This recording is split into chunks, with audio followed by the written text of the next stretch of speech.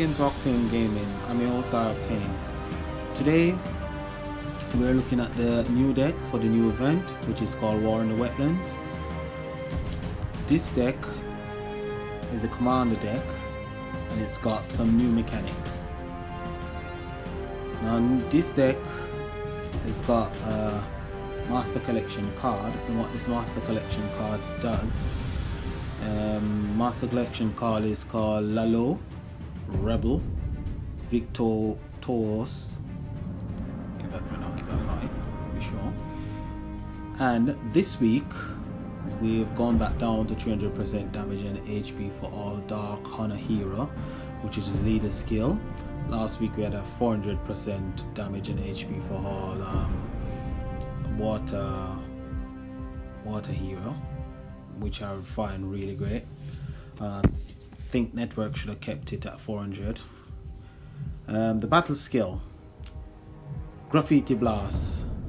Unleash the graffiti, dealing all stored damage and then resetting it to 0. Passive: Graffiti Charge. Every time this hero does damage, store 150% of the damage done once 3 attacks are stored. No additional damage will be stored until Graffiti Blast is unleashed. I haven't got the X13 at the moment, the Master Collection card, but I have got the event card, which does almost the same thing as the Master Collection card.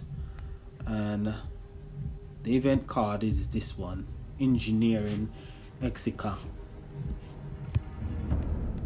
And what it does Shore Sight Blast. Unleashes the Shore Sight, dealing all the stored damage and then resetting it to 0. Passive: Shore Sight Charge. Every time this hero does damage, store 100% of the damage done once 3 attacks are stored. No additional damage will be stored until Shore Sight Blast is unleashed. And I've got this card. I obtained it from the collection, luckily. I spinned and I didn't get it. Didn't buy any gem this week, didn't spend a lot of gem this week. I've been lucky. I got this card in the engineer from the collection, and I have managed to get the ultra rare, the 4-star from the support pack, which was really great because since I've been playing this game, the only way I've actually obtained the ultra rare, I've got VIP, so it's a VIP appreciation week, which this week is a VIP appreciation week. I always manage to have enough gem to get the guarantee ultra rare at 50. But this week I managed to get it on my first spin at 4-star, which was good. So the support pack, or the support cards, the ultra rare is Wasteland Spectre, and this is the card that I got from the pack. What it does: create 2 Dark Power Gem 4s both now and for the next turn, 1 turn, plus 1 additional turn per 100 honor intensity, maximum of 5 turns, charge rate 9, cooldown 2. Passive: Fallout. When Exica or Lalo fully charged, increase honor attack by 100% for 1 turn, can trigger multiple times per turn.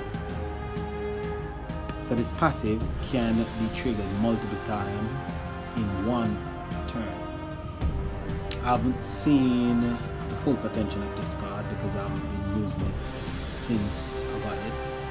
I'm just putting together a few decks because I've been busy all day, so just managed to start playing this afternoon, so I've managed to do a lot on the game. So the support card is this card, and what it does, it creates 1 dark gem both now and for the next 2 turns, plus 1 additional dark gem per 35. When it gets up to 6-star, it will be 20 honor intensity. Passive: Green Glow. Every turn, heal for, and at 6-star with 5% of missing HP. And it's HANA intensity generation, and at 6 star we generate 5 intensity per turn.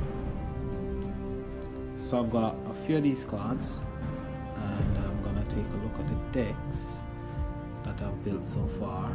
So I'll start with the chromatic deck. On the chromatic deck I've got all dark relics. So I've got your Angel Bane, I've got your Moon Blast one, and I've got 3 Barricade Breaker, and I've got several cards. I've got Zeus, and Zeus is a Fable card, and that is for your Barricade Breaker. And I've got Marvel of Meadow, is a technological card, that's for your Angel Bane, and I've got Mondo Hill for your Moonblast one. And this card, this deck just is predominantly relying on Mondo Hill.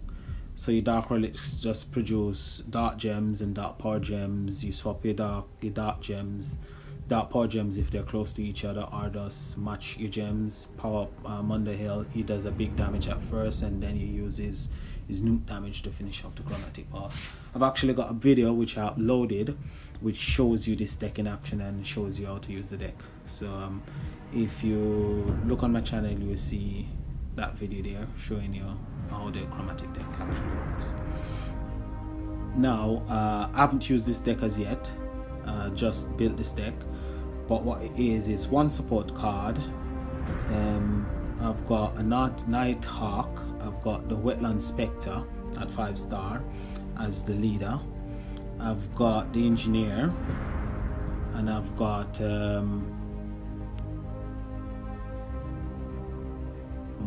Makwa, which is a support card from the last Dark event. So I'm hoping just to spawn gems,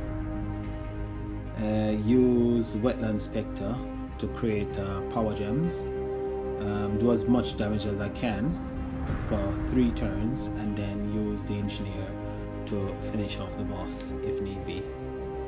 This is the deck that I've been using since I started playing this afternoon, which is a really good deck. It's really effective. It's just does the same thing like the deck before, which I use Guardian of Gaul, which is an ultra rare from a previous event, to produce power gems to deliver maximum damage. I'll run both of these decks and you can see how these decks perform. And I've got my go-to deck, which is this deck, my light deck, and I've got one variation this week. I'm not running Horseland this week. I'm just running Loga this week. I also got my water deck from last week, and I've got my fire deck from the previous fire event. And those are the decks that I'm running, but I'm mostly using this deck. So let's have a go and see how these decks perform.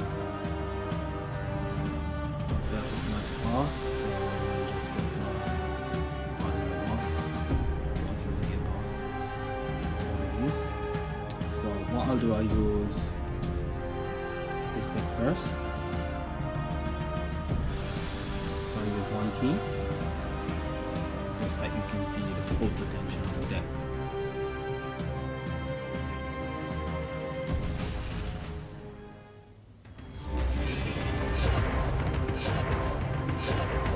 So all I'm doing, I'm just pouring up the cards using their battle skill.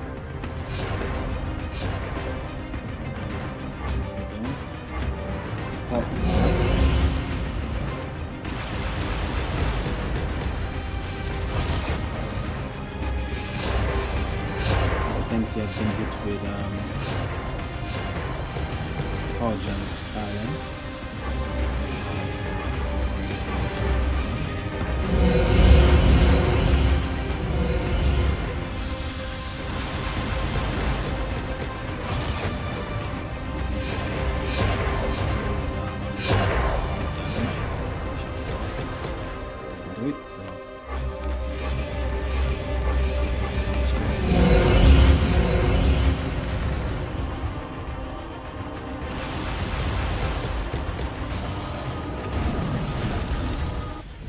As you can see, I haven't done any overkill.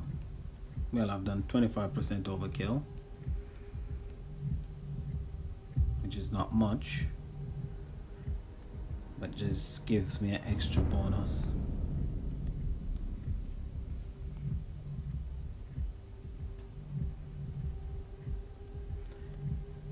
Next, we'll use the deck that I just built with some of the cards which I got from the packs, well, from the collection really.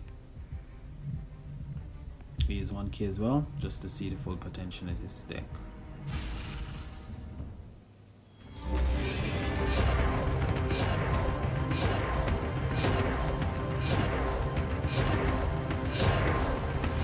So let's see how this deck performs.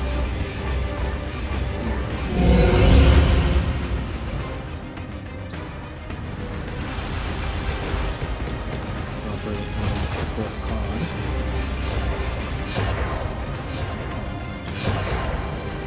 Again, I can use the Pledge of Silence.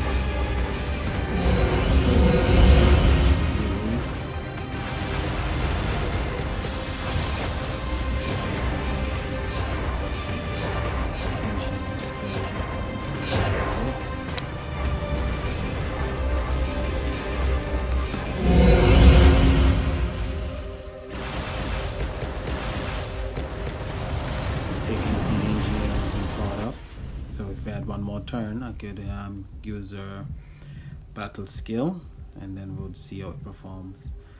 But wasn't too bad. Done 65 million over damage with 1 key, overkill, and I got 50% overkill, which was much better than the previous deck. So this deck is showing a bit of potential.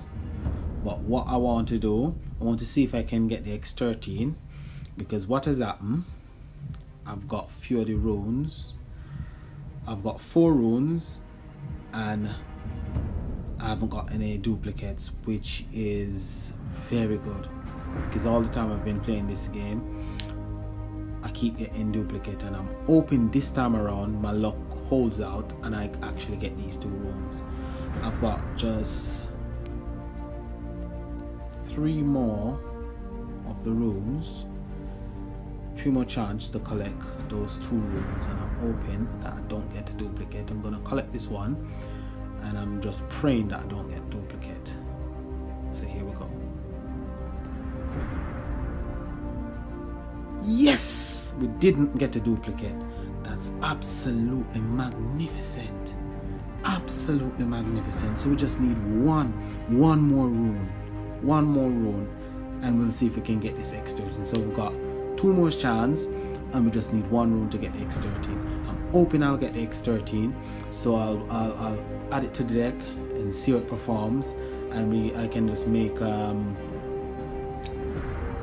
some good videos this weekend. I'm just hoping, fingers crossed. So share, like, subscribe. This is Acting Insane. Until tomorrow in the next video, peace.